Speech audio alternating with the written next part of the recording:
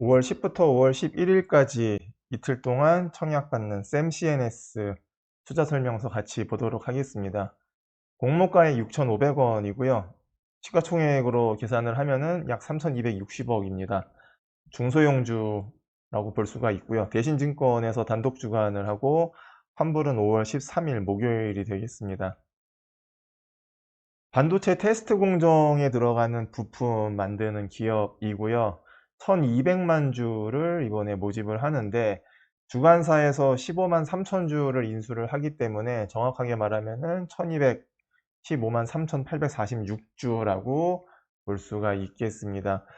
코스닥의 중소형주가 상장을 할 때는 이제 주관사에서 10억 정도만큼 주식을 인수를 합니다.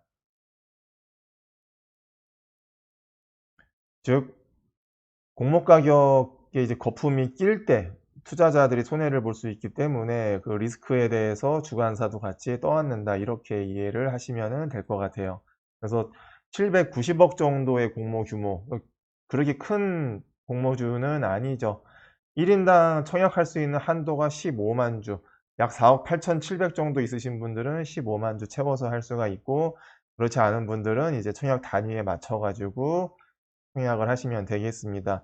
2020년 실적 기준으로 퍼가 54배, 2020년 순이익 대비 그 공모 가격이 54배라는 의미가 되겠고, 동종업계에 있는 여러 반도체 부품 기업들하고 비교해 봤더니 한 7,555원 정도면은 적당하겠다. 근데 6,500원으로 공모가가 결정되었으니 한 14% 정도는 디스카운트 됐다라는 게 이제 투자 설명서의 이야기인데, 이 공모 가격에 대해서는 이따가 다시 한번 좀 자세히 보도록 하겠습니다. 조금 높아 보인다라고 일단 먼저 말씀드리고, 그 청약하실 분들은 일단 대신증권에서 이제 우대 고객이면은 30만 주까지 청약 가능, 일반 고객 같은 경우에는 15만 주까지 청약 가능하다라는 거.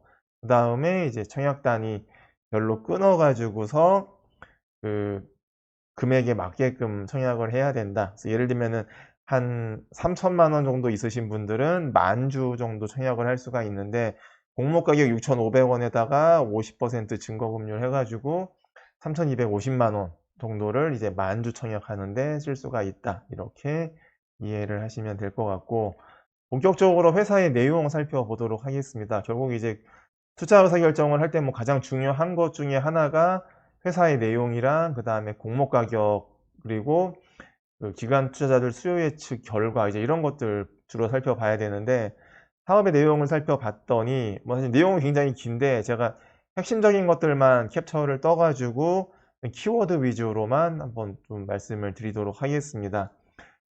일단은 샘 CNS라는 회사, 아까 그 회사 그 CI도 보셨지만은 약간 좀 삼성의 냄새가 조금 나죠. 그래서 이 삼성전기의 그 사업부에서 출발을 했다, 2007년도에. 그러니까는 지금 샘 CNS가 하고 있는 사업이 원래는 2007년도부터 삼성전기가 했었던 하나의 사업부였었다라고 이해하시면 되고, 2016년도에 삼성전기의 이 좀 어렵습니다, 프로브 카드용 세라믹 기판 사업 부분을 이제 이 회사 샘 CNS가 인수를 하면서 사명도 지금의 이제 샘 CNS로 바뀌었다라는 게 이제 회사의 설명이고, 반도체 제조 공정 중에서 이 테스트 공정이죠. 거기서 필요로 하는 프로브 카드에 사용되는 반도체 프로브 카드용 세라믹 STF, 이게 결국 이 회사의 제품이죠.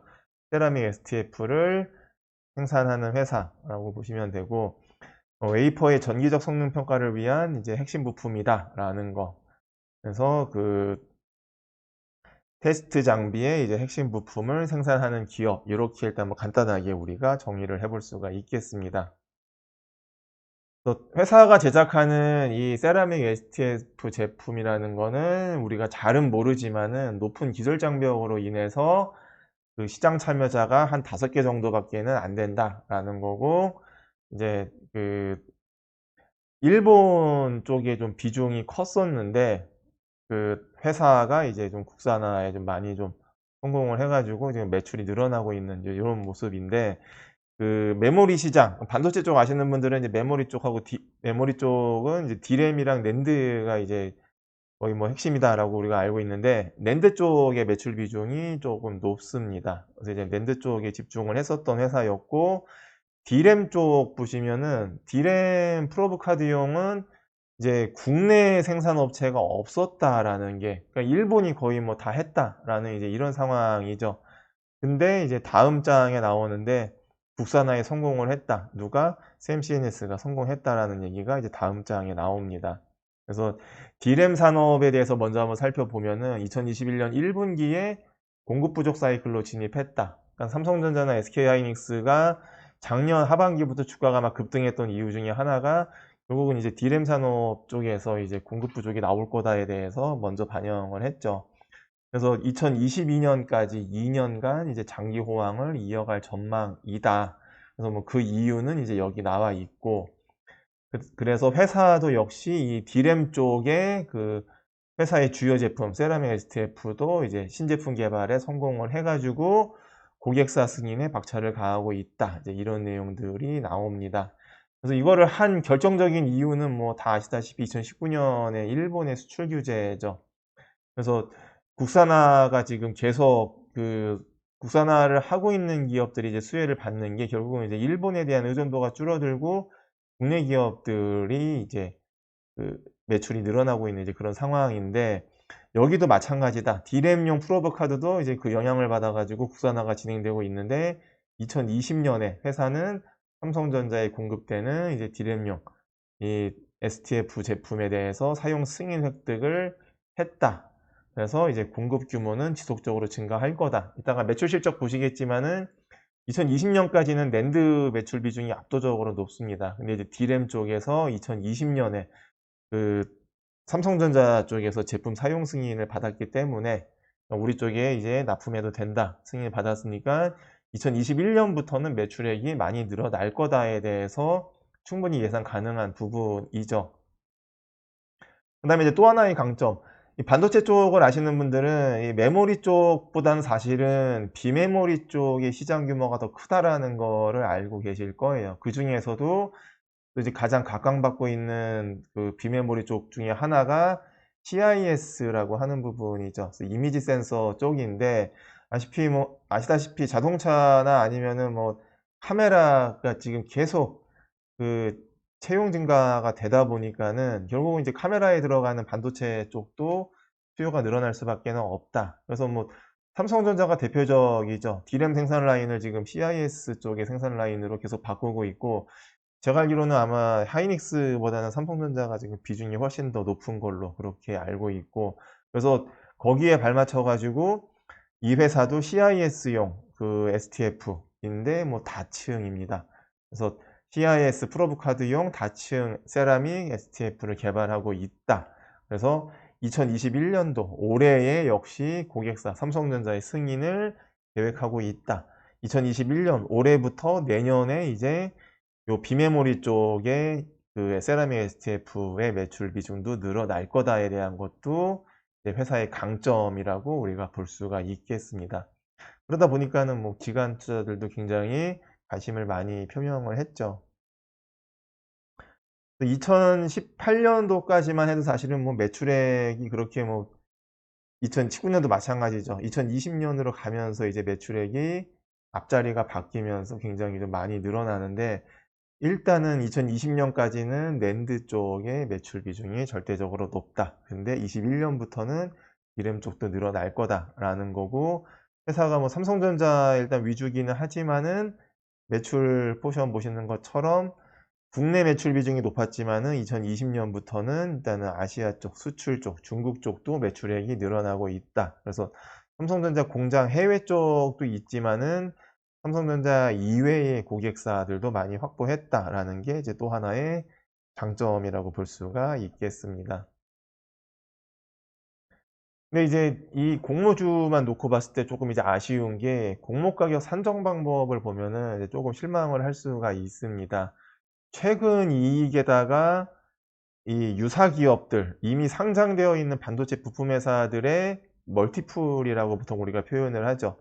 또는 뭐 배수라고도 표현을 하는데, 이미 상장되어 있는 기업들의 실적 대비 주가 그 배수만큼만 이 회사의 2020년 실적에다가 대입을 하면은 공모 가격이 굉장히 싸다라는 느낌을 받을 수밖에는 없어요. 왜냐하면은 아까 보셨던 것처럼 그 D램 쪽의 매출 늘어날 거다라는 거, 그다음에 CIS 쪽의 매출 늘어날 거다라는 걸로 인해서 이 회사가 추정하기에는 2021 년도에 순이익이 136억, 2022 년도에는 214억, 2020 년에 순이익이 한 5-60억 정도밖에는 안 되기 때문에 매출액이 뭐 2 배, 저기 순이익이 2배 이상 늘어날 거다, 또는 뭐 3배 이상, 그 내년에는 3배 이상 늘어날 거다라는 게 이제 이 회사의 이야기인데, 공모 가격은 대부분 다 이제 보통 실적이 나오는 기업들은 최근 실적에다가 유사 기업들의 이제 멀티플을 적용을 하는데, 여기는 미래 추정 순이익 가지고서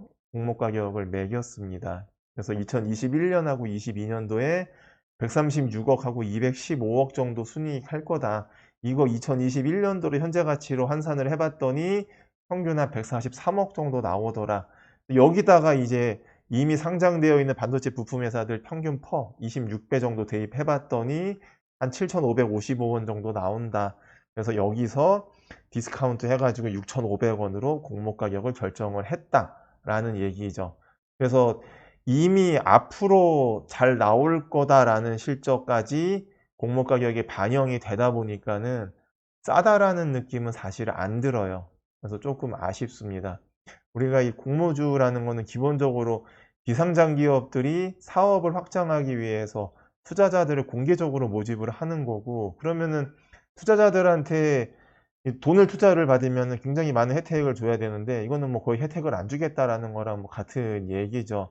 그래서 공모주 특성상 상장 당일날 어쨌든 뭐 상한가 가고 뭐 2 배씩 오른다라고 해도 사실은 이미 부담스러운 가격이기 때문에 추가적으로 오르는 게 더 힘들 수도 있고, 그래서 신규로 진입하는 것도 부담스러울 거고, 많이 올라서 시작을 하면은 당연히 매도 물량이 쏟아질 수밖에 없다라는 거는 우리가 좀 염두를 해야 된다, 이렇게 정리를 할 수가 있겠죠.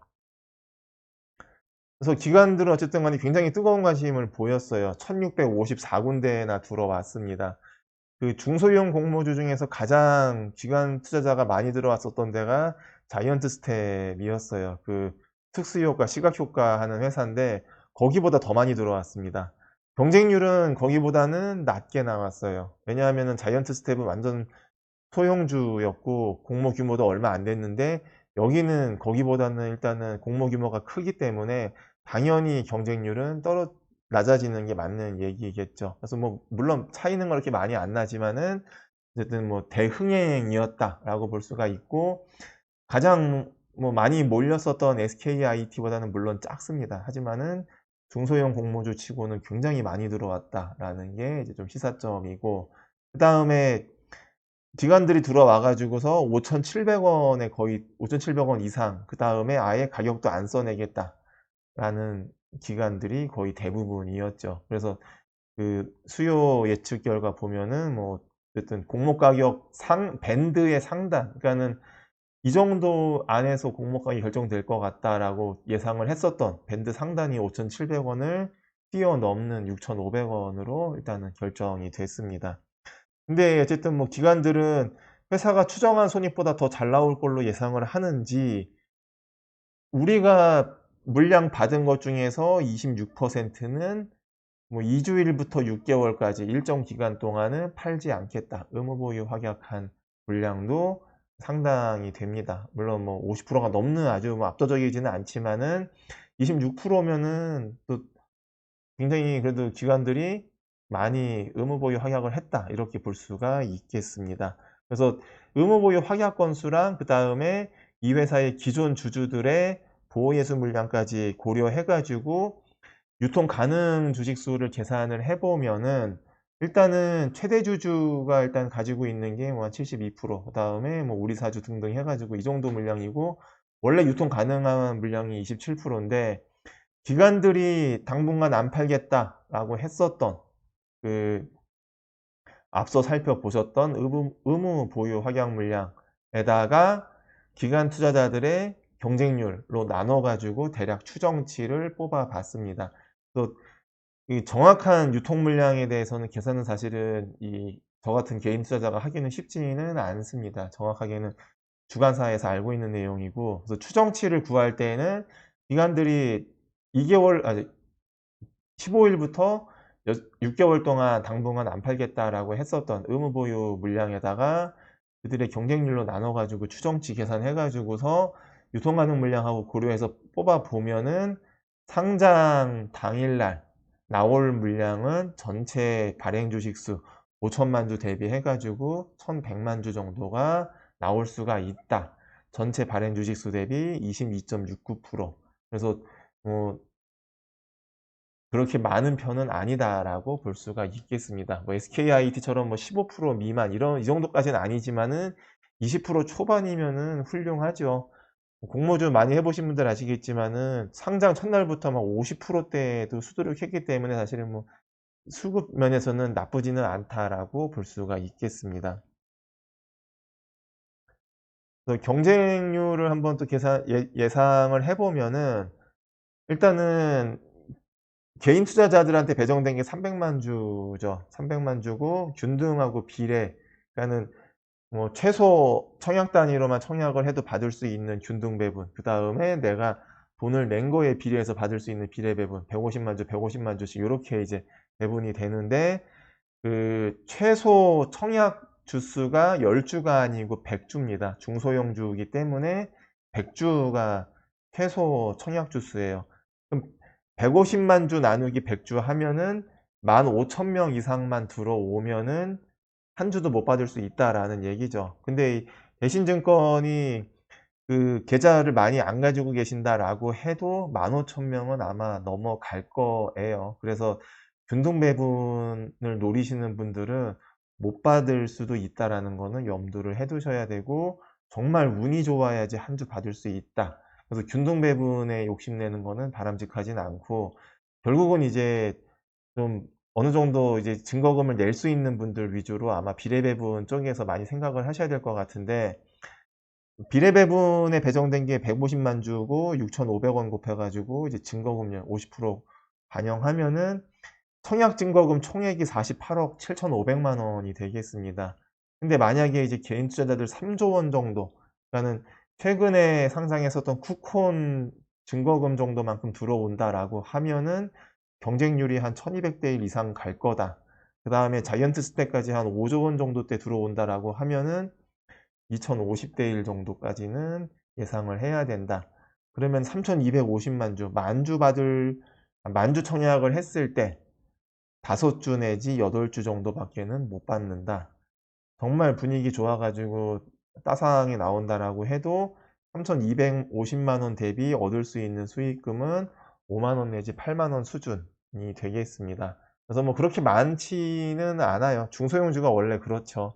그래서 제가 공모주 책에도 썼지만은 공모주 투자의 기본 마인드는 이런 중소형주를 1년에 상장 건수가 굉장히 많기 때문에 열심히 차곡차곡 하다 보면은 티끌모아 태산, 저는 이제 이삭줍기라고 표현을 하죠.